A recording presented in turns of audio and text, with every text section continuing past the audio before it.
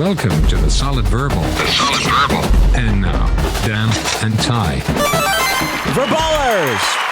Welcome back to the show. My name is Ty Hildebrandt. My beloved co-host Dan Rubenstein is currently enjoying the sun and surf at an undisclosed location. He will be back with us on Sunday when we drop our college football playoff quarterfinal preview episode. Please hit follow. Please hit subscribe so that you do not miss any of our episodes. Also going out to playbowlbingo.com if you want to get in on the action, our little postseason game that we're running over the next couple weeks. It's free for everybody. All you got to do is sign up as a free or paid member of our Patreon. Again, go to playbowlbingo.com if you are interested in that. So this episode is dropping on December the 23rd, known in some circles as Festivus, which means I needed to bring on a guest who could help me air some grievances. And for that, I have invited on our good friend, Bill Connelly of ESPN, the author of a book titled Forward Progress, which we'll get into here momentarily. Bill is one of the most trusted voices in all of college football. He understands it on an analytical level that few do. He also is a fan of the sport and wants the best for it, which is why he wrote the book. So we're going to get into that and much, much more. We're also going to talk through what his expectations are moving forward among some of the teams that are part of this playoff, among some that aren't, who he is watching for in the transfer portal, coaches that he thinks are going to be a slam dunk at their next location, just a bunch of stuff that I know is on people's minds. We have been doing this post-mortem of sorts now for the last couple years running, so it's a pleasure, as always, to bring Bill back on the show.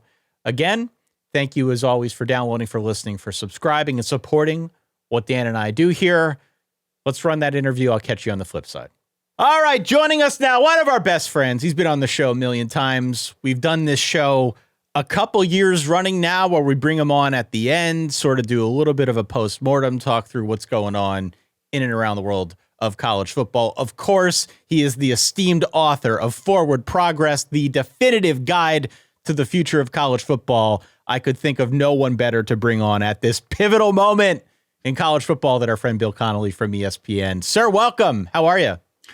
Pretty good. It's been a little while. It has. It was not intentional. What have you been up to? Anything like of note? Or? Nothing. Just hanging out. No, there seems to have been plenty to keep us distracted here. So I'm glad we got to connect. So this episode is dropping on December the 23rd, which of course is Festivus. And I thought maybe we could start off this conversation with some airing of grievances. The tradition of Festivus begins with the airing of grievances. So my grievance is about the G5 playoff spot and the conversation around it. Obviously, both Tulane and James Madison got drilled by opponents who were way better. Obviously, that is not a great look. I get that. However, immediately the conversation shifted to throwing the baby out with the bathwater, right? These teams do not belong. They should not play. Yes, we should give them a pathway in, but let's be real about this. We obviously understand both sides of that argument, Bill. And I think you and I are probably more like-minded on this topic than most. But I'll ask you, because I know you have talked about this for many years now. Yeah. What is the solution given where we are at now in college football? Well, I mean, step one, build a time machine. No, I'll forever be kind of bitter about the way things played out here. About how a lot of things played out. But with regard to this issue, I mean, 15 to 20 years ago, mid-majors were at the highest ebb. It's kind of when we all got started in this business. We got started in an industry where a Boise State could happen. And then we've watched over the last 15 years as the money distribution and everything just got filtered and consolidated, I guess would be the right word, to where it's harder and harder to keep up. I looked it up the other day. In the last 15 years, expenses for Big Ten and SEC teams. Actually, it was 15 years from 08 to 23. That was the best data I could find. So it's gone even up more the last 2 years, obviously. But as of 23, Big Ten and SEC expenses per team had gone up like 220%. Wow. And mid-major, like the average group of five, had gone up 96%, which is still a lot of money in even group of five football.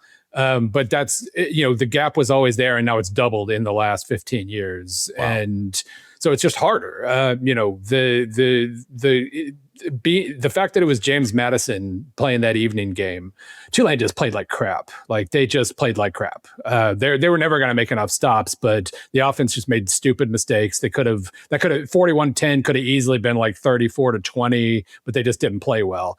James Madison played fine. It was just Oregon was able to say, hey, we're much faster than you over here, and we're just going to beat you into the ground with being faster than you out here on the edge. You're not going to make enough TFLs because we have the best offensive line you've seen all year, but really it's just we're faster than you. We're going to be faster than you on every play of the game. And that was it.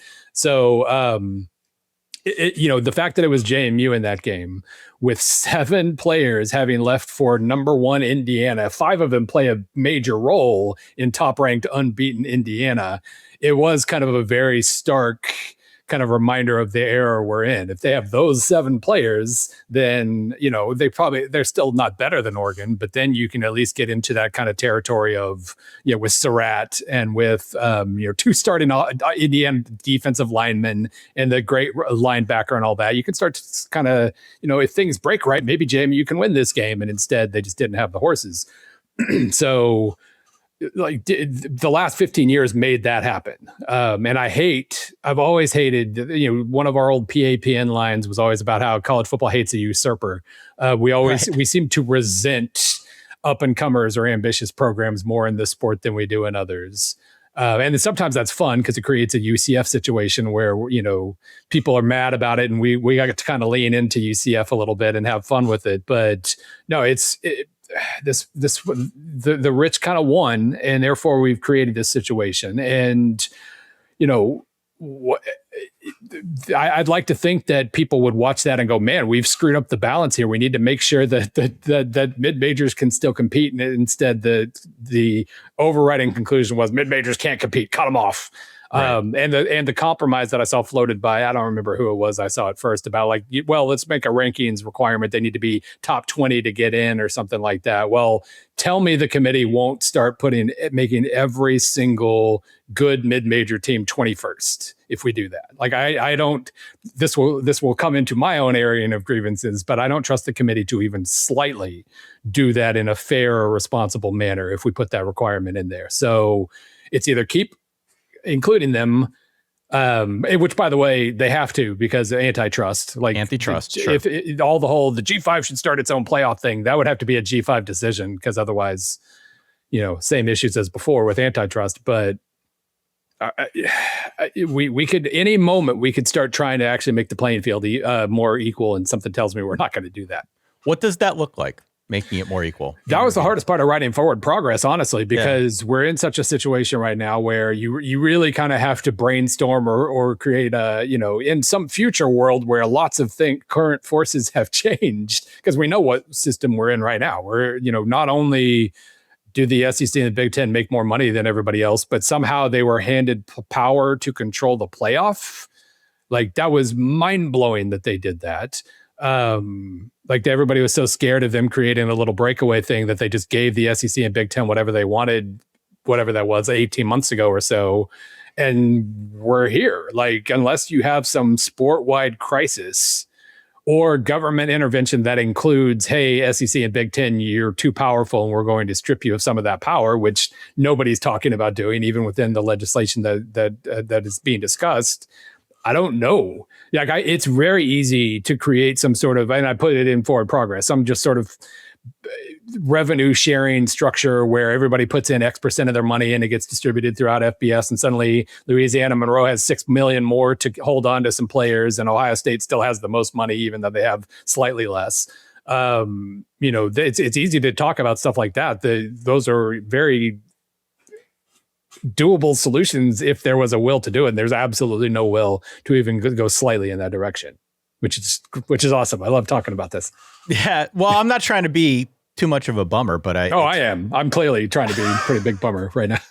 Well, but I mean, it's the conversation right now. And, it has taken on many different forms. The thing that I come back to, I actually go back to a more like basic level with all of this. And because I've been down in the trenches having this conversation with people as well.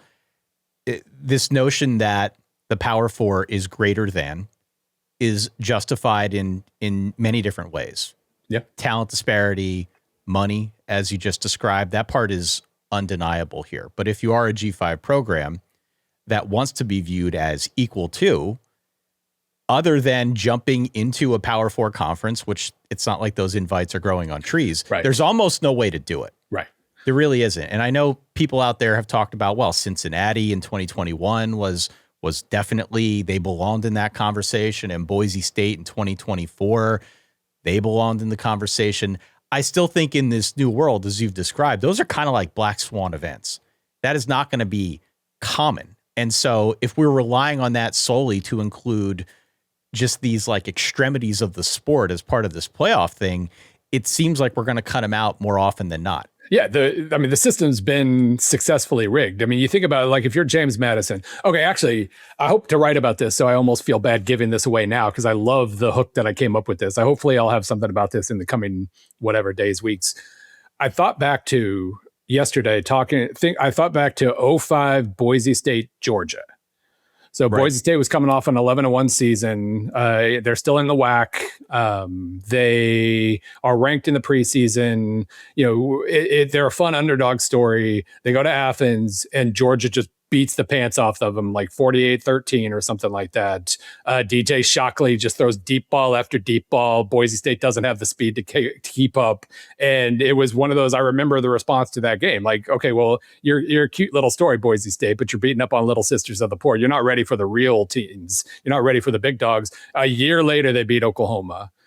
5 years after that, they destroyed Georgia in the Georgia Dome, like in a sport with a healthier dialogue. And again, the sport's changed. So obviously it was easier for Boise State. Boise State would have lost half their players after every successful season and blah, blah, blah. So it is different now.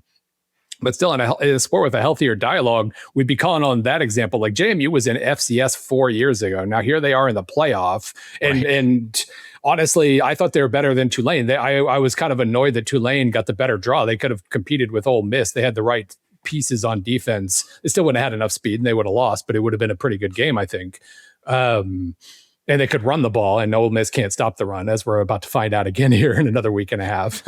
But in a sport with a healthier dialogue, we'd have been talking about that. How far JMU's come, how even Boise State had massive setbacks, and nobody thought they could pull a Boise State even the year before they did.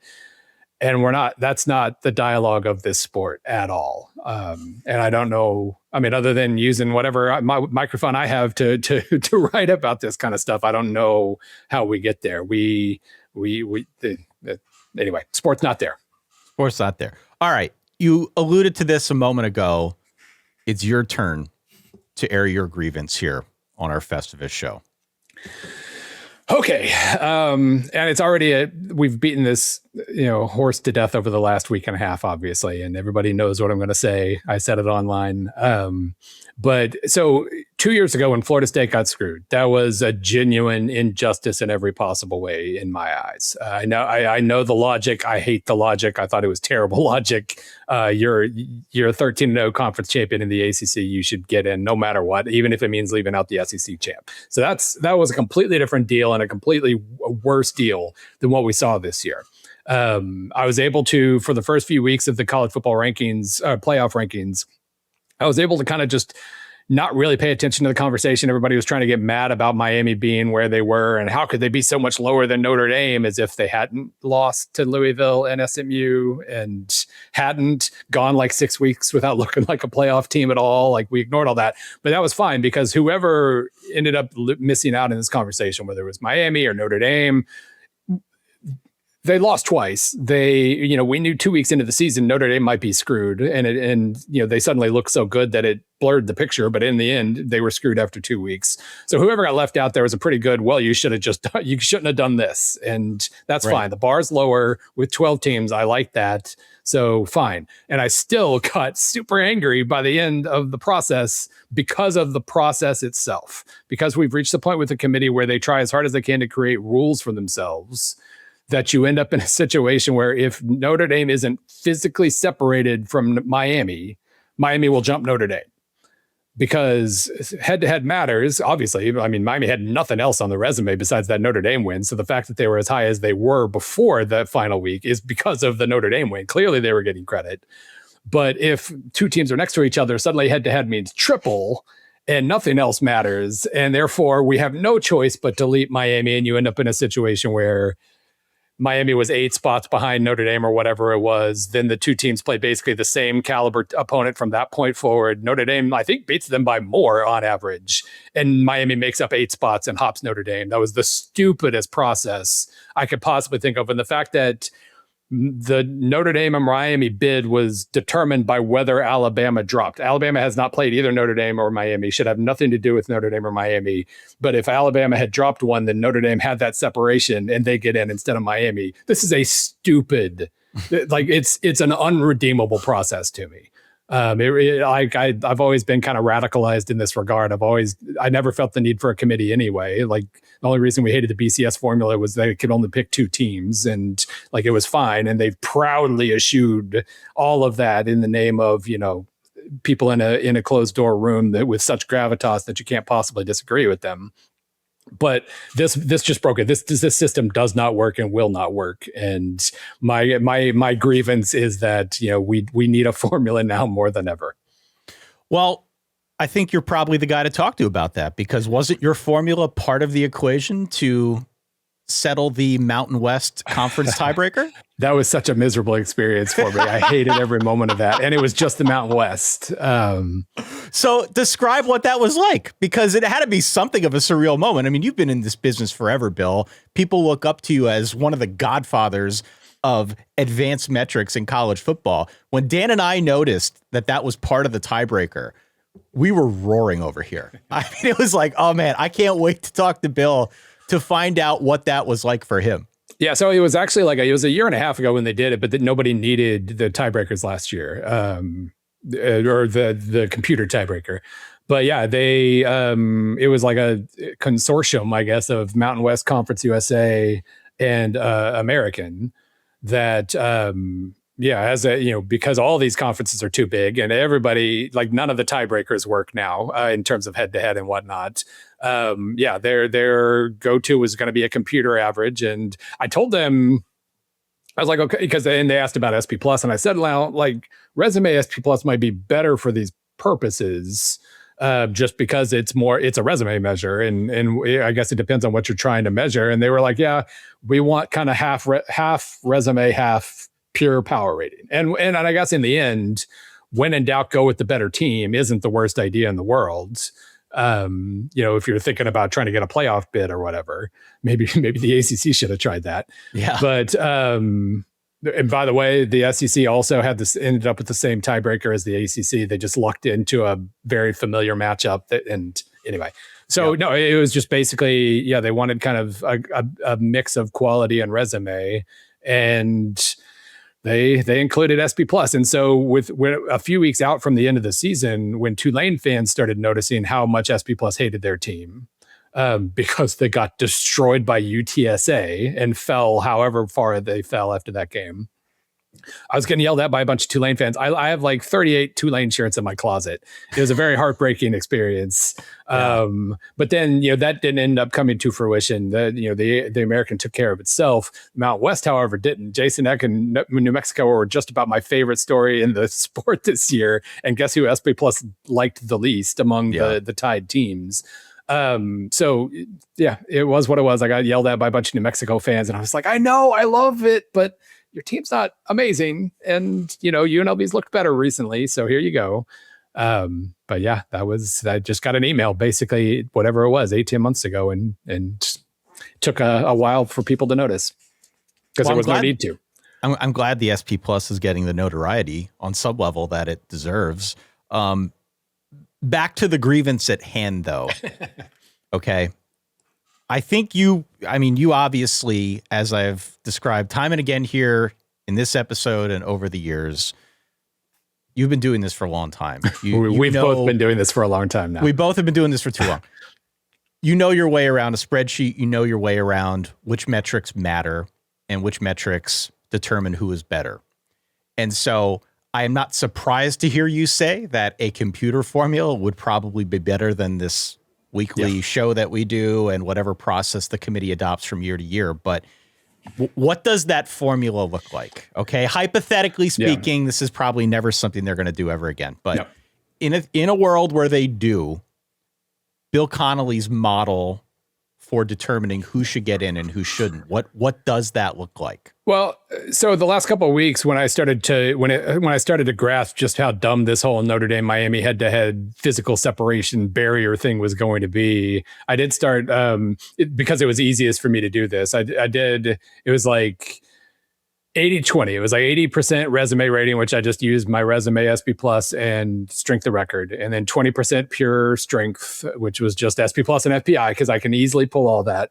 And I wanted to do it just to kind of see where the committee was differing from what a loose computer rating would say. Right. Number one, it had Oklahoma way out. Which like they kind of got away because of all the distraction with Notre Dame Miami. They got away with a kind of a magic trick there where they did not look like a playoff team either at all, but the committee decided they had to be ahead of Alabama because of this one game that had almost the lowest statistical likelihood of happening. Like, Alabama gets double the yardage and loses because of special teams and turnovers and whatnot. That game decided like OU's fate was sealed at that point, no matter how good or bad they looked from that point forward. And that's, again, I hate that. That's just not how this should work. It is an artisanally handcrafted selection of teams, not an actual ranking of 1 through 25. But anyway, like Oklahoma was out. Alabama fell out after they got their butts kicked in the SEC championship, which didn't matter at all. And Notre Dame and Miami were both in. Vandy was on the borderline again then. And that just made so much more sense to me, top to bottom. I hate, like, it just worked. And I know, like, if they were to do this for real, you can't have nothing but ESPN products deciding it. I know I did it out of convenience, but I also know that there are lots of other power ratings out there that are very good at this point. It's 2025. It's not 1998 when they were trying to figure this out the first time with the BCS. There are lots of really good. You could have a large selection of the power ratings part. Resume ratings would be a little trickier. But yeah, 80-20, 90-10, just a mix of the ratings where you can go back and also see, like, here's how it would have looked in years past, so we know what we're getting ourselves into. Has to be a heavy mix of resume, because otherwise, like, 2023 Washington is unbeaten and getting like the 5 seed because computers kind of hated that team because they won every game by 3 or whatever. But that makes the most sense to me. And I'm talking about all computers now. That was the big change this year. Is previously I'm like, well, we need a BCS-ish polls and computers. No, humans are done. Humans are out of the. I don't want humans decide. I wouldn't want myself deciding any of this. It's the age of AI. Computers are going to rule. With the algorithm has taken over in a lot of horrible ways. Well, here's one good way we can let the algorithms take over and just take humans out of the picture. Because among other things, this is something I realized a couple days later. Notre Dame opted out of a bowl immediately, pretty much because it felt personal. Like they were the butt of a joke in a reality show. They were used as a prop in a reality show, and they were manipulated, and they finished their season thinking they were easily in. And then a bunch of humans in a closed door room decided, no, actually you're out. And it felt personal, and they immediately opted out. Maybe they do anyway, but if it's decimal points and you're watching and you see where you stand and like Alabama, championship week, like nobody was playing who had played Miami. The only team that was playing at all was Boise State, who Notre Dame had crushed, and they won. So technically Notre Dame's resume should have like improved by a millimeter. And you'd just known where you stood, and it wouldn't have felt personal. Like the algorithm said what the algorithm said, and that's not going to make you happy if you get left out, but it's still not as personal. I think that would be a good thing right about now too. One more question on this, and then I want to broaden the conversation beyond just the playoff, because we have people who listen from all shapes and of all shapes and sizes. Explain to me, I know generally how it works, but it feels to me like there is some shroud of mystery over resume rankings. So I think we all understand strength of schedule, and that metric's specific place in this conversation. But resume is taking it to sort of another layer. Yeah. How does that work? How do you view resume rankings? Resume is harder because it's an art form. Like with quality rankings, you know which power rankings are good because they predict games well, and you can, you've got prediction tracker. I've posted SP Plus results online for like 16 years now, so you can follow along. You know how if those metrics are clearing a certain bar or not. That's easy. But resume, yeah, it is like strength of record. What is it? It was like your win percentage compared to what a top 25 team would do against your schedule, I think is, I don't know specifically how they go about calculating that, but I think that was the idea. Mine includes, I couldn't just do a pure strength of schedule thing. And so mine includes like scoring margin, like how would a top 5 team have performed against your schedule? Are you clearing that bar or not? But it is pure art form, and that is absolutely a trickier thing. And that's why I think if they went this route, you would have to have like, here's how the last 5 years would have looked in all these different measures, and then in the combination. And so you can kind of tell what's going on, because there is no accuracy with resumes. It's purely eye of the beholder stuff, and that's a lot harder. The regular season is now in the rearview mirror. Yes. Key themes, key takeaways, key talking points now as we round the corner into 2026. What stood out to you? What are some like bigger picture, higher level things that are first and foremost for you? I mean, the two coolest stories going on right now, or it's really kind of one story with two parts, is you look at the quarterfinal teams. You got Ohio State, you've got Oregon, you've got Georgia, you've got blue chip recruiters who have won a lot of games recently. Indiana is number 1 in the country. Texas Tech is number 4, should have been number 3, honestly, but is number 4 in the country. Obviously, Texas Tech Georgia is going to be a dynamite game. They might not win. Like, that's a really hard game. If Oregon plays like they did in the first quarter on Saturday, they're going to beat just about anybody. But the fact that they were able to, like, gun in my head, I'm probably still picking Ohio State to win this thing. I think they left more points on the table against Indiana, and I just probably try, and it probably goes back to blue chips and blah, blah, blah too. But that team that just ran circles around JMU, a good JMU team that shut down Louisville, like that team lost to Indiana at home by 10.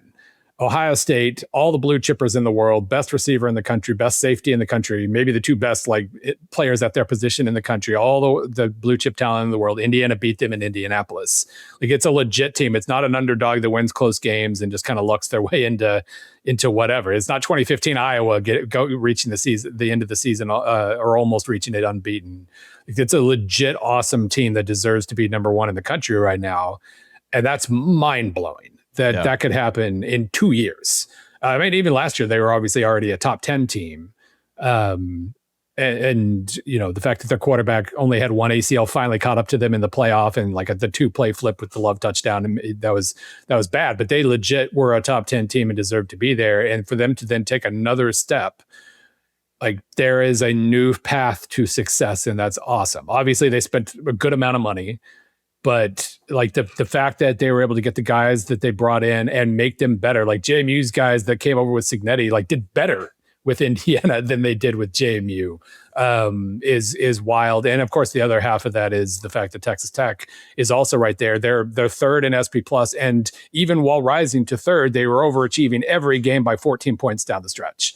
That Arizona State game, I hate that happened, but that was the one game where they couldn't. Obviously, Morton was hurt, but they just couldn't. Like, their defense, ASU found some tricks, and they still had Levitt, and they were still a decent team, and that stinks. But they are 3rd, and they are overachieving every single game. They were slight projected favorites over Oregon in the quarterfinals with SP Plus. So the fact that they were able to do that their way, obviously we know with Texas Tech, they were pretty brazen and like, hey, we're just system's broken. We're going to spend as much as we want. And, if you want to fix the system because we're going to break it, we're going to win the softball national title this year too. And we're just going to, I like that disruptive force, even if it could go in a pretty gross direction. I think it's in this moment, it's very good that you have historic also ran the losingest program in the history of college football until earlier this year, being number 1, and a West Texas Outlaw team having a very solid shot of making a run here too. I think that's awesome. That's really, really good for the sport. Like the fact that you can get around history, get around recruiting nothing but 5 stars and still build that level of team, I think is really good. Hey, real quick, did you know that about 65% of the people that watch these videos are not subscribed? Give us a hand, do us a solid, hit subscribe down below. It really helps support the channel. Okay, what I'm about to say, I will admit, is even hard for me to say. Is Texas Tech the next Indiana, or is Indiana the next Texas Tech? Because these are two teams that, as you described here, have challenged the model in one way or another, have obviously gotten very good very quickly, in no small part due to the transfer portal and being smart with how they spend the money and all that. Clearly different situations, but there is at least some degree of parallel between those two programs right now. Yeah, I mean, the parallel really is that, obviously we know how much that Tech spent in the portal. They made that very clear, but also, I mean, David Bailey was a slam dunk, but like Lee Hunter, a journeyman, like a dynamite in their system. Romello Height, journeyman, dynamite in their system. Like it really seems like they did the best job of, like, the money's great, but they did the best job of identifying, here's this player with this profile is going to be perfect in our system, and then having them show up and verify that. It feels like they nailed that aspect of it, not just, hey, let's go get the 10 biggest names in the portal. A lot of those weren't big names, and they turned out to be dynamite players, and that's cool. Like, I like that a team is capable of doing that. Yeah, I mean, I guess technically, I think we have to see how the story ends, because obviously Illinois or Indiana is a year ahead of Tech, but also they kind of face planted the first year in the playoff, and Tech might not. So we have to kind of see how the situation ends. But it was kind of, it was two similar journeys, and different personalities leading those journeys, I guess. But it's been really, really impressive. It wasn't just about spending money. Indiana, Texas Tech. Is there another school, maybe one outside of the playoff conversation, that you see rising quickly, ascending in a way that many of us have unexpected? Is that team out there? Well, Vanderbilt's, I need to see what Vanderbilt does without Pavia, because Pavia, he was so uniquely impressive. Their offensive line, I still don't think was very good this year. It got a lot of credit for being good, in part because Pavia, it feels like, figured out a bunch of new ways to escape the pocket that have never been seen before in the sport. And just a unique player in every regard. I know they got the 5-star freshman and all that, so they really might be building towards something, but I just got to see it without this one magical little piece of the equation. Still, like, they were clearly better this year, like across the board better, even if they wouldn't have been top 10-ish level without Pavia. Like that, maybe they've kind of figured out a model too. And it's the same model to a certain extent of, like, yes, spend a lot of money on transfers, but get the right transfers who can make you better. And apparently just hire Jerry Kill because he makes everybody better. Yeah. That seems to be a big part of it as well. So yeah, like they're really, really interesting, even if it's a reasonably similar model. Otherwise, I mean, honestly, if we're talking about rising quickly, James Madison is still just an unbelievable story. They were in FCS 4 years ago, and they're legit good. They weren't good enough to keep up with Oregon, and Oregon is, seems to have that kind of Kirby Smart edge of, I am offended to be on the field with you right now, and I'm going to bring my A+ game to show you who's boss.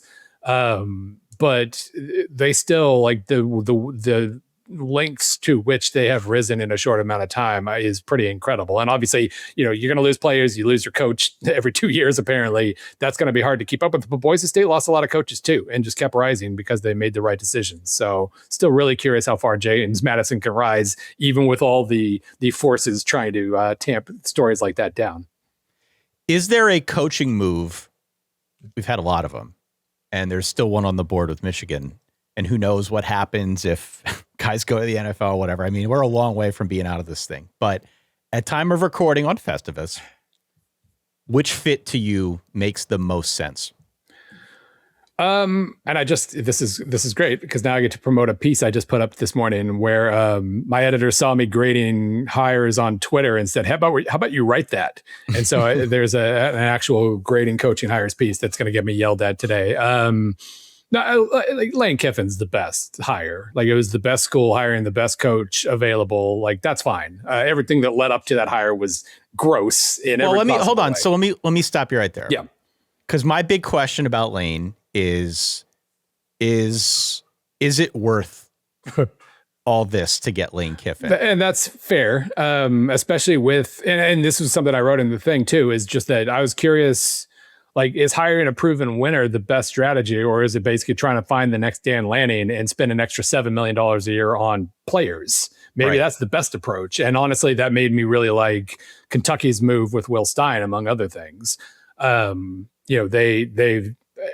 realized, like, a big name hire is going to bring in more booster money in general. So the numbers aren't exactly the same, but I was wondering about that. Like, when it looked like Drinkwitz might, I guess he's still linked to Michigan, but whatever. When it looked like he might, get pulled into one of these jobs, that's where I was in my head with Mizzou, was like, try to hire the next Lanning, not the next, Kirby Smart or whatever. And so a couple schools went that right. A whole bunch of schools spent a whole bunch of money on the proven winner. And we're just proving the money is not real, this whole situation. But to your question, Kiffin, he's just been so good over the last 9 years, doing what he did with like 6 double-digit win seasons at Florida Atlantic and Ole Miss, being able to build a playoff team that it's always going to be a mark on his resume that he left that playoff team when, he's still pretty young, and this LSU job would have come open again in like 3 years if he had just waited. And he decided to take it now, and that's always going to be part of his story. But he's still proven so much. No hire is guaranteed to work, and you can see if things start off kind of bumpy and his quarterback gets hurt, they don't do pretty well next year. You might see the dark side of LSU and the dark side of Kiffin, and things could get really gross. But in terms of pure logic, like, he was the best coach on the board and the best school got him. So I don't have a problem with that at all. Is there a move that you look at as a head scratcher? I just realized I didn't answer your original question. I was going to talk about Eric Morris too, but okay. Well, let's talk about Eric Morris first, and then we'll get back to there are 2 head scratchers, and I mean 30 hires and only 2 that I didn't like. That's a good average, and it's the logic's good with most of these. But to Eric Morris, man, that's a perfect Oklahoma State fit right there. Like, the Oklahoma State we got to know at its best was lighting up scoreboards in really, really impressive ways. Eric Morris helped. I'm not going to pretend like Patrick Mahomes didn't have Patrick Mahomes in him all along, but he was Mahomes' quarterback coach, but Mahomes was a high 3-star quarterback and became Patrick Mahomes. That's a pretty good little mark on the resume. He finds Cam Ward as an unrecruited option quarterback, brings him to Incarnate Word. However many years later, he's the number 1 pick. Drew Mestamaker walks on, having not started in high school, and throws for 4,000 yards in his first season. Like, there is not a better track record for just pure, hey, I'm going to find a cheap quarterback and turn him into a Heisman contender. He wanted Baker too, didn't he? I think so. I'm pretty sure that was part of the story. A decade later, who knows? But that was part of the lore too. Yeah. So, like that seems perfect to me. We don't know if he'll ever be able to craft a defense that's good enough. Although, I mean, North Texas did improve in that regard, at least. But he went to Incarnate Word and immediately brought them success that they'd never seen before. Then he goes to North Texas and immediately brings them success they've never seen before. Like, what more can you ask for at that point? So, yeah, that's my non-Kiffin James Franklin level hire that I love. Okay. That's so, I mean, what I like about the Eric Morris hire, and I think Dan and I talked about this a little bit in passing on one of the public episodes or the private episode, I don't even remember at this point, but I do like the fact that they hired a guy who sort of seems to fit with the longstanding ethos and theme of the program. Yes. And I know we've had these conversations before when we talk about Wisconsin, what Wisconsin was trying to build over these last couple of years with Luke Fickell felt almost antithetical to what they had been and what they had been very successful with in years prior.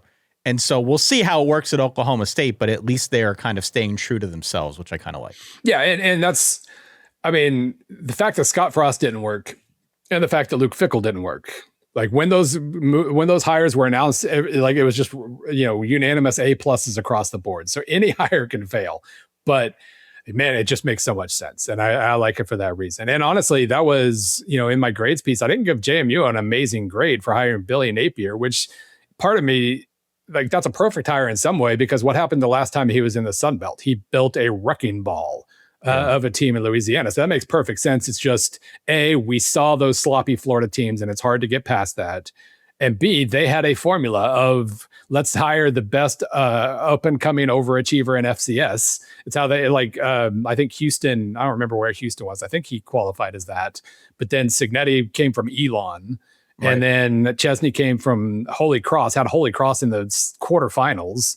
And so I just assumed they were going to hire Kevin Cahill from Lehigh, honestly. And they strayed from that formula. And that makes me a little bit nervous, even though Napier makes sense otherwise. But I still gave that a decent grade. The two poor grades in the entire piece. Number one, I feel bad for Southern Miss because they made such a good hire that they lost Charles Huff after 1 year. And that's just a really tough place to be. But Blake Anderson,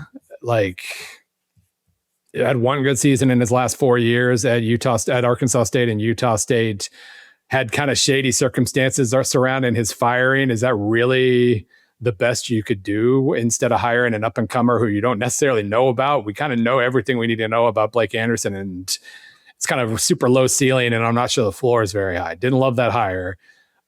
And the one that the number of Michigan State fans who have yelled at me over the last few weeks, because how can you hate Pat Fitzgerald? He's a proven winner. He's an overachiever. He didn't overachieve at all over the last 4 years he was on the job. That COVID season, obviously they went 7-2. That's great. Lots of things happened in the COVID season that nobody could repeat. Jamie Chadwell can attest to that. That was a weird circumstance. Great. Then Mike Hankwitz retires and your defense completely falls apart. Your offense was never good to begin with.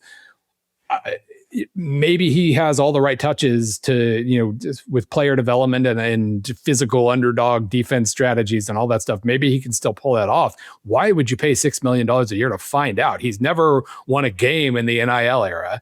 And he went 14-30, even with the 7-2 season, he went 14-31 over his last 4 years. If Michigan State had hired him in 2019, they'd have fired him in 2022, and they hired him.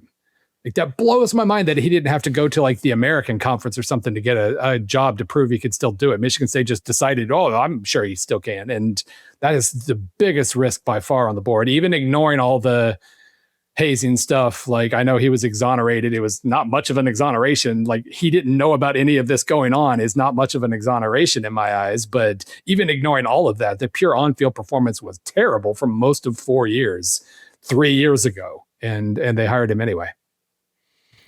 We know the guys you like. We know the guys you don't. Who is squarely in the middle? Who to you is the wild card hire or wild card hires? Well, among the B grades, that was a pretty big pile of teams in this piece. I had Pete Golding there. Probably need to maybe should bump him up a little bit. He certainly passed test number one. Obviously, many more to come, but he certainly aced the first test, so that's good.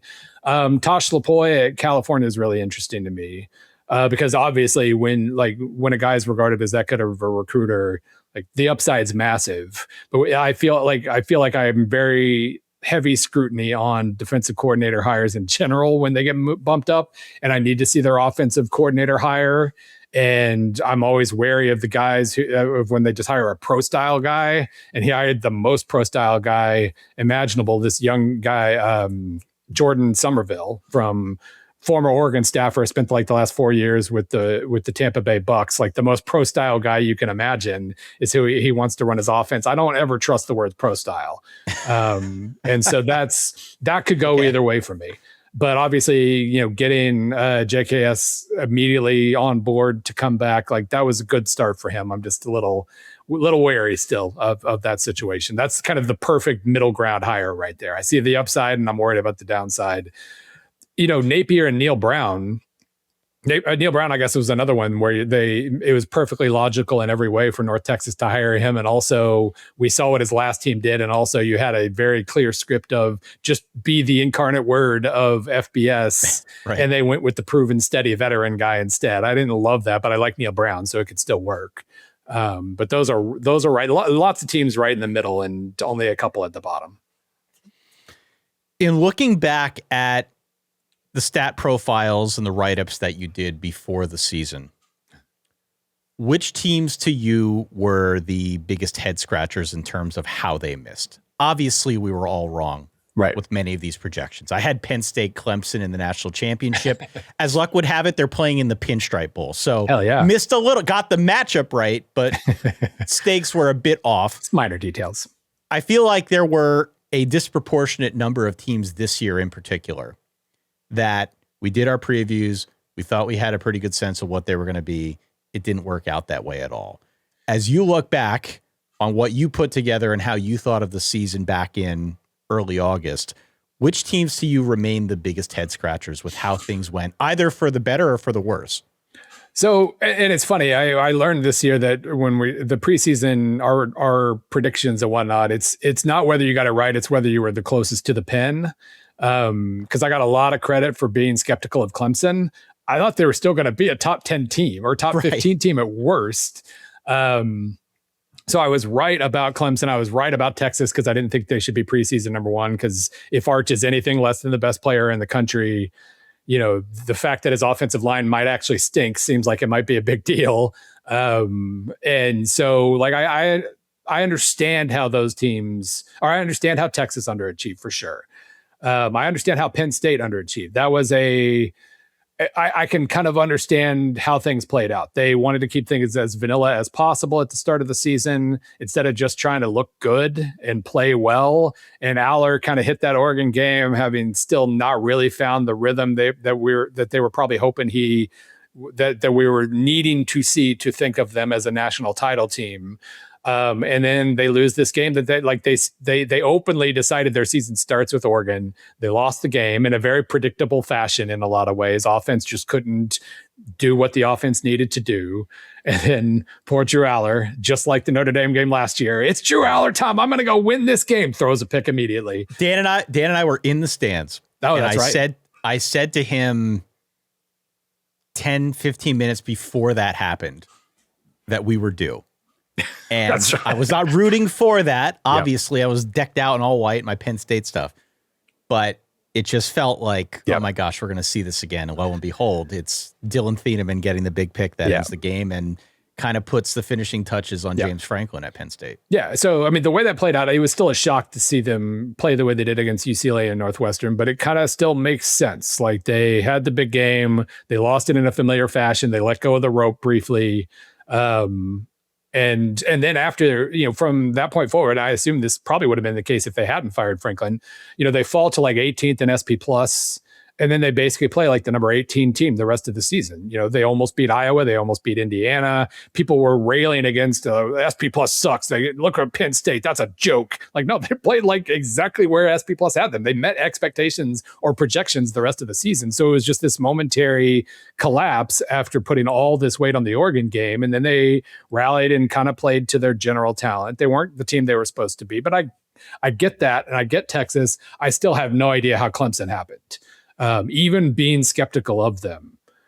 I thought skeptical meant top 10 or 15. They're not going to win the national title. I never saw that team, but where are they? They're 32nd at SP plus, and they improved late because they just never looked the part on defense. They never looked the part on offense. Their offensive line seemed to regress, even though they had experience. Injuries in the receiving core absolutely didn't help. But if Klubnik was good, Klubnik still had good receivers available at any one time. Never looked. I thought we overreacted to how he looked last year, but he still never even looked like last year's Cade Klubnik. So that one is still a mystery to me. Like, the fact that they didn't compete for the national title, fine, I get, but they never looked like even a very good team this year, and I don't understand that at all. Which teams were better than most of the college football watching world will ever realize?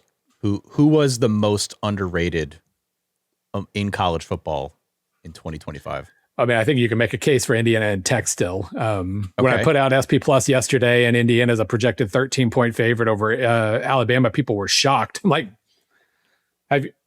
of course they are. Of course they're double-digit favorites. Have you seen these two teams play this year? So I still think we're kind of struggling with that. Utah's an interesting one. They weren't good enough to beat Texas Tech. They lost a toss-up game to BYU. But that offense was phenomenal. The fact that they were able to create an offense around Devin Dampier that was awesome on passing downs. Like, Beck is an awesome offensive coordinator. Really curious what his career path is moving forward. I haven't seen if Scalley's going to keep him. I haven't checked that yet.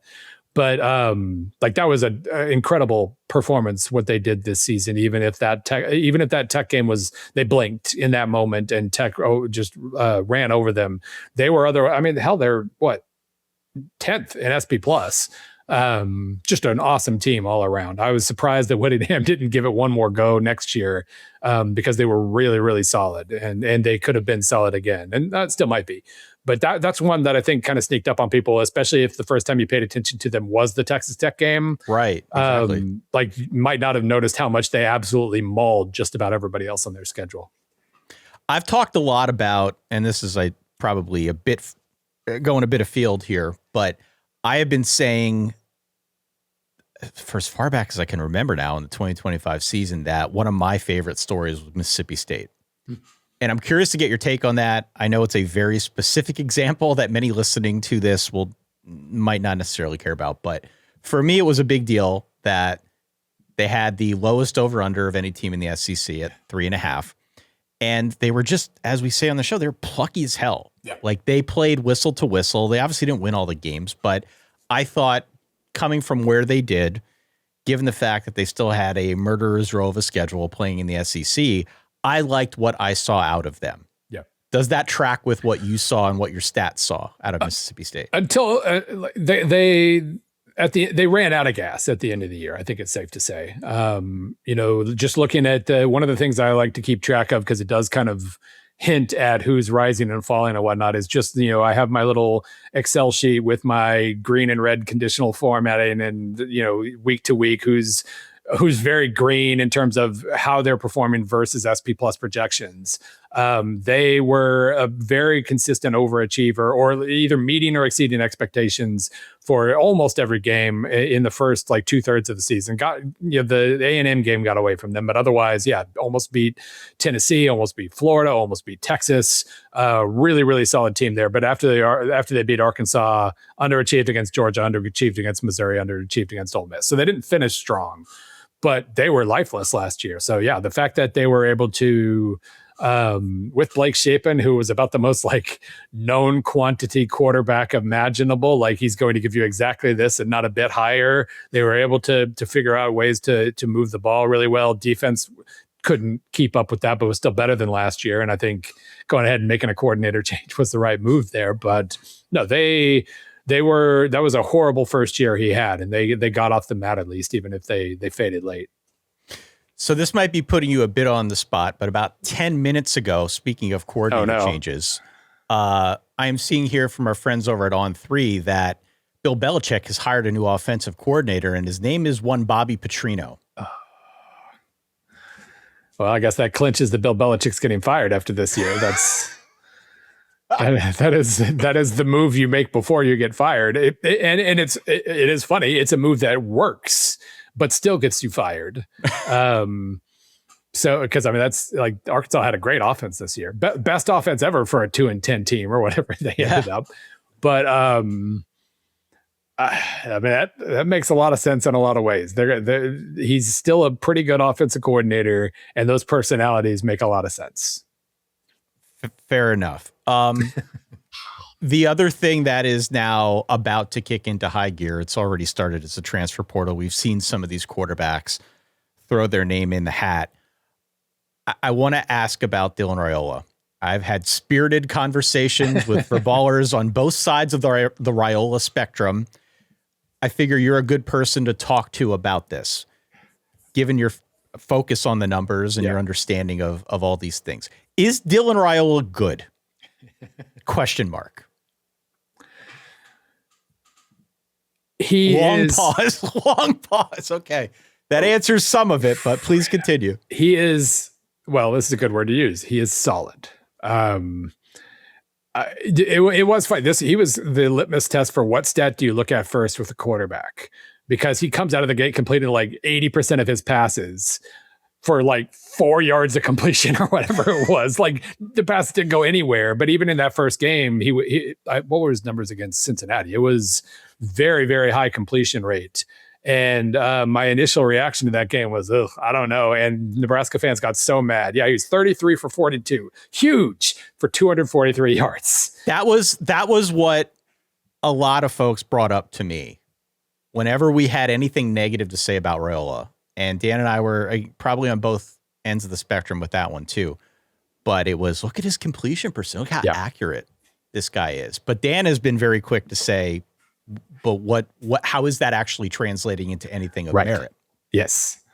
Yeah. His only after the Cincinnati game, he was putting legit numbers up for a while, but it was against Akron, it was against Houston Christian.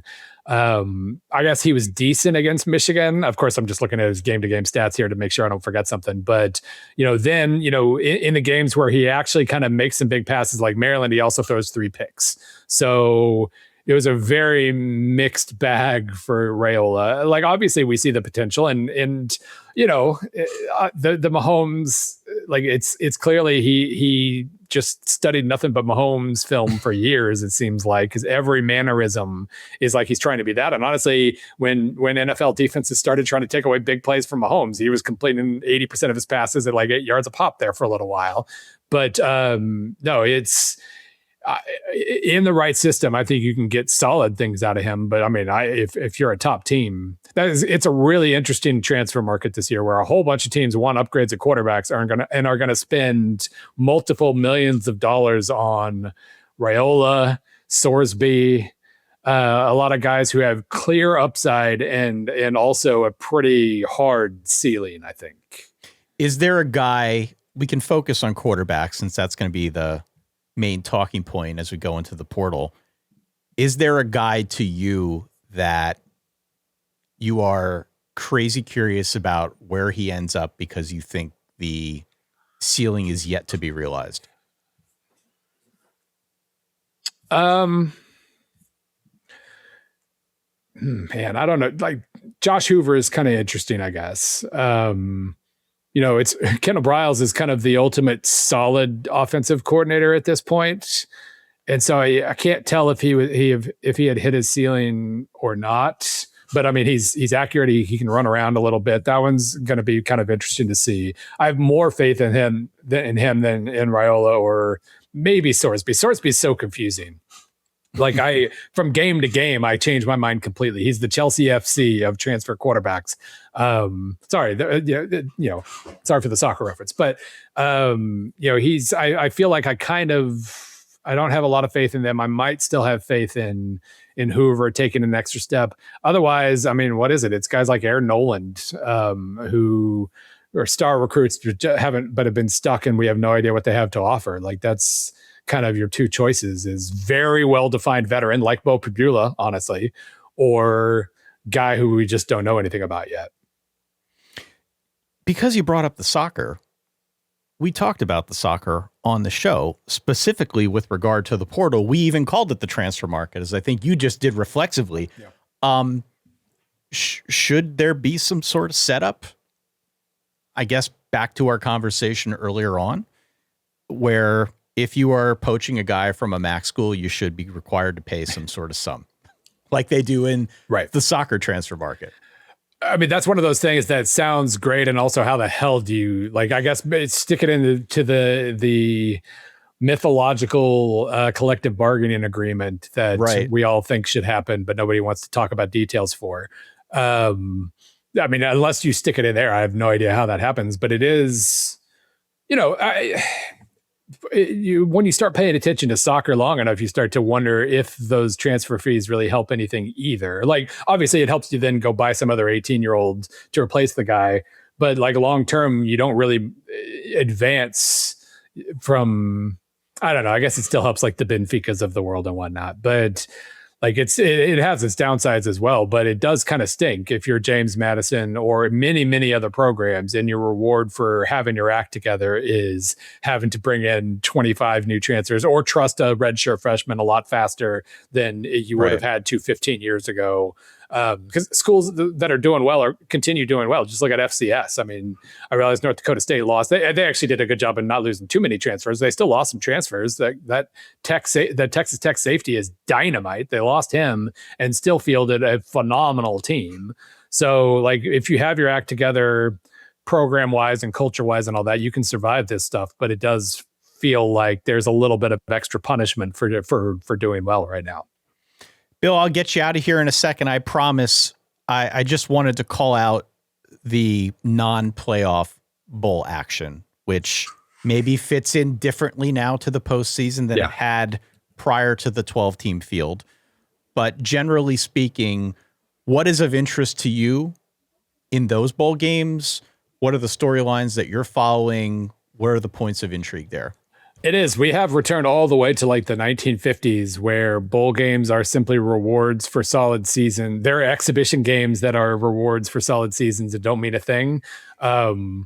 Which, I mean, one thing you learn real fast is when players are just kind of out there to have fun, it's a fun game. It is. It's fun still to really watch. A lot of fun football being played. Especially, like, you know, maybe a couple extra trick plays, and you're willing to. You're not afraid of losing. Therefore, you're having fun and being aggressive. And so the games are still fun. I think a lot of schools still get a lot out of them, but it is hard to. It's hard to trust. You know, when I read a bowl preview, like, man, I don't know who is going to be opting out of any of these games. I have no idea what teams are going to take the field. So I'm really just searching either for like a Diego Pavia versus Iowa situation where we get one last go round for the Stars who stay and play. Those are always pretty cool. Honestly, the Missouri-Virginia game got a lot more interesting to me when Purdue went ahead and entered the portal. Figured that was I don't think I'm going to start next year, so I'm going to go ahead and get a head start. But that means Matt Zollers has a chance to completely define Missouri's transfer strategy by whether he looks good or not. If he looks good, maybe they just try to get a veteran backup, Drew Pine type, in the portal, and then they have more money to spend on others. Drew Pine probably has like 5 years of eligibility left. But I never just ages. Go get him. Yeah, just go get Drew again. It'll work. He beat OU last year. But like, and if he looks terrible, then they'll probably have to go in pretty heavy on one of these well-defined low ceiling transfers I just talked about. But you know, that games where there are actually stakes of some sort, even if it doesn't, like, it's not a pure this team really needs to win kind of situation, those are still pretty interesting. But it does stink, especially for the mid-major games, like Old Dominion USF. That would have been it's still a pretty good fun game, but that would have been an incredible game in September. When both teams had their starting quarterbacks who they no longer had when the game actually happened. That kind of stinks. I would immediately gravitate toward the game like North Texas, San Diego State, but as I know, Mestemaker is probably entering the portal. He probably is not going to play, or maybe it's official that he's not going to play. So that game kind of isn't as fun as it could have been. So it does kind of stink. It's good content. It's good entertainment, but you're not getting a last picture of a team like you would have however many years ago. And that is different. It's a different type of content. I was heartened at least by this, and I'm not much for TV ratings, but I did go back and look after the fact to see last year, what were those ratings like compared to previous years because of the playoff field. And at least the sentiment that I was picking up for some people that wrote into the show was that, well, you know, the bowl games don't mean as much now. Right. Like, we don't really care about those bowl games, but ratings were actually up. So if that's any indication, again, definitely not my lane, but I would hope that those games continue. Yeah. And I know we're probably going to see fewer of them in the future, but I do think it still needs to be part of the college football postseason. It is a very important part of how we consume this sport and think about this sport. And what stinks is if we get rid of some, it'll be the mid-major opportunities that go first, and they're the ones who get the most out of these damn games. That's right. Not the 6-6 SEC team that will always play in a bowl, but the 7-5 mid-major team that had to rally after going 1-3 in conference and non-conference play or whatever. They get probably the most out of this, and that'll be the first ones on the chopping block. I do have a question, actually. You have a Notre Dame tie. Sorry. But my theory, and I wrote about this in the spring, and I've been thinking about it more. Number one, with the whole formula thing that I was talking about, where it feels less personal for Notre Dame that they missed out. Number one, with the formula, they wouldn't have missed out, but that's not the point. Let's say they narrowly miss out anyway. My thought with bowls moving forward, we always talk about, like, it's unanimous that quarterfinals should be home games. We should get rid. The bowls have too much sway here, and the idea is they want to make sure that those major bowls are still major bowls, and therefore they have to be part of this. I'm not going to remember who played in the Cotton Bowl a year from now. No, because it was a neutral site Dallas quarterfinal. But if the Cotton Bowl, if you took those 4 games, quarterfinals are now home games, and you take those 4 major bowls and you literally pair up the top 8 teams that missed based purely on attractiveness of potential matchup. You get a weird one like Vanderbilt, Arizona in the Sugar Bowl, but you'd get a Texas USC Rose Bowl. And you'd get a potential. Actually, when I paired this up, I think it was Vandy, Arizona in the Sugar Bowl, BYU, Utah in the Cotton Bowl. Oh, wow. Texas, USC in the Rose Bowl, and Notre Dame, Michigan in the Orange Bowl. Isn't that better? A, isn't it better? And B, does Notre Dame opt out if they're looking at a major potential bowl against Michigan? And they don't feel like they were personally screwed by a group of people, and it was an algorithm that they narrowly missed out on. Do they still opt out, or is there a chance that they say, well, that sucks, let's go beat Michigan? I mean, the way that they described how they opted out or why they opted out, they described it as a rug pull. Yeah. And to your point, there's no way you can look at the way they acted afterwards and not think that there was some bit of personal animosity at play. So I would agree with that. And my hunch is that if the process were a little bit more transparent along the way, if they knew along the way that they were behind Miami, they might have reacted differently. Right. But the way this thing played out, it gave them grounds to obviously go on this media blitz. Right. And play it out through the media. And try to spend all their sympathy points immediately. Everybody has sympathy for them, and then they immediately try to get rid of that. But anyway. Yeah, exactly. So to the point, I don't think playing Michigan, I mean, obviously that would be a great matchup, right? And that matchup in and of itself has a lot of conversation around it. So I would be surprised if in this hypothetical universe, Notre Dame would want to miss out on that. But that being said, it was potentially a really good matchup against BYU. Yeah, that they missed out against as well. And I understand Pop-Tart Bowl. That's not as... Sure, point taken. But I just think the circumstances probably dictated it more than the matchup. Yeah. My only concern with that, and by the way, I like the idea. I think it's a great idea. I'm definitely not in favor of having more neutral site games. I think we should play as many of these on campuses as we can. The issue, though, is still with opt-outs. The issue is still with if these games don't actually mean anything and if the stakes aren't that high, then you're going to have teams that are performing or playing in these games, and their performance is going to be dictated by basically a skeleton of their normal roster. Yeah, and I don't know how you get around that. Yeah, Jeremiah Love's not playing in this game no matter what. No. He's not, even if it's Michigan, even if it's whatever. Obviously, he's out no matter what. But still, like, okay, we'll get whatever the next star they're trying to groom is, like the third string or whatever. Here's your chance. Here's your big star game. Go rush for 150 yards against Michigan. There's still something to that. I don't mind the opt-outs as much, even though it does, you wish you could see a player play one last time. Like, that's still... I can get around that, but yeah, getting around a team opting out is really hard. And that was... didn't like, and I can't even completely blame them. It did feel personal, I'm sure, but that did stink. I'm going to get you out of here on this. Speaking of bowls and different proposals, I think it was Rick Neuheisel who proposed that they should just qualify for a bowl and then play that week 1 of the following season. We did a piece, a group piece, like me and Hale and some others did a piece about that. Like, how do you fix the calendar? It's so weird. And that was one of the ideas to explore was basically, you start have week 0 or week 0 and week 1, bunch of marquee matchups.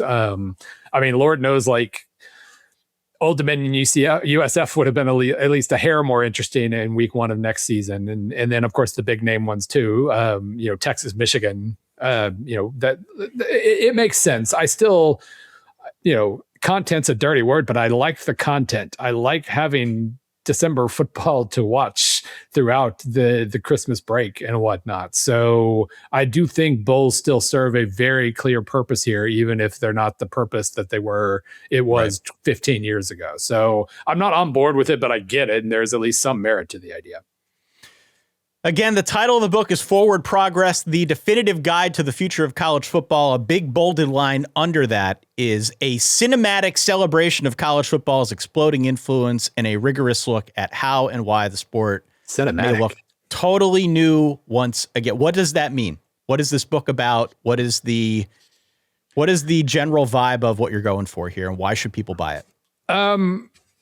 Well, I mean, because it's a good book, obviously. Well, sure. I mean, clearly. No, it really, it was writing about current events is really hard because, the world changes by the time the book comes out. But I like, I was kind of scrolling back through it the other day, and I think a lot of it still really holds up. It was with so much change. Number one, I felt like, we were treating change as like a monolith, like this one thing that is changing the sport when it's like 38 different things, and being able to step back and kind of approach history of conference realignment, history of television's relationship with the sport, history of this, history of that, arguing about a playoff, why we don't have a commissioner, all these things, and then just trying as hard as I could to spin something forward. That's the hardest thing to do. Like, definitive guide to the future of college football is a bunch of crap. Yeah, you got to rewrite it in like 8 months, right? Well, right, and just there's nothing definitive. We know where things stand right now, and if you are worried about things like, we're eliminating all future Boise States, that stinks. There's a lot of reason to worry about that aspect, about alienating fans and whatnot. But paying players is still awesome and doesn't have to have been a bad thing at all. That's kind of part of the reason Indiana is suddenly the number 1 team in the country. Some of the changes have been really, really good for the sport, I think, and could still be good moving forward if we clear out the bad stuff. But, just being able to isolate each one of these and get a little weird towards the end, me and Jason Kirk going on a 10-page rant about why the SEC should expand to 140 teams, that kind of thing. That was, I tried to bring some fun to it as well. And I think it was a very me book. So that's, if you like me, you'll like the book. If you don't like me, you probably won't, but that's fine. Well, we like you. You are always welcome here, Bill. I have great respect. Dan does too, for the work that you do. Thank you for making us all smarter. And we'll have to do this again very soon. All right. Sounds good. All right. There you go. Bill Connelly, ESPN.com, the author of the book Forward Progress, the definitive guide to the future of college football. I've got that link down in the description. If you're able, please consider picking it up to support Bill's work. He is, as you know, one of our longest running friends in this space, just a guy that we turn to time and again to get his opinion on things. Man, I would pay good money to see him debate some of the other voices in this G5 CFP conversation that has raged online over the last couple months and weeks. I think he would stuff a lot of them in a locker, but that's just me speaking from my perspective. You know where I stand on it. Obviously would welcome many other viewpoints out there to write in solidverbal@gmail.com. That's what we're here for. We read it all. We can't respond to it all, but we appreciate your support nonetheless, and obviously appreciate all the time that Bill gave me here today.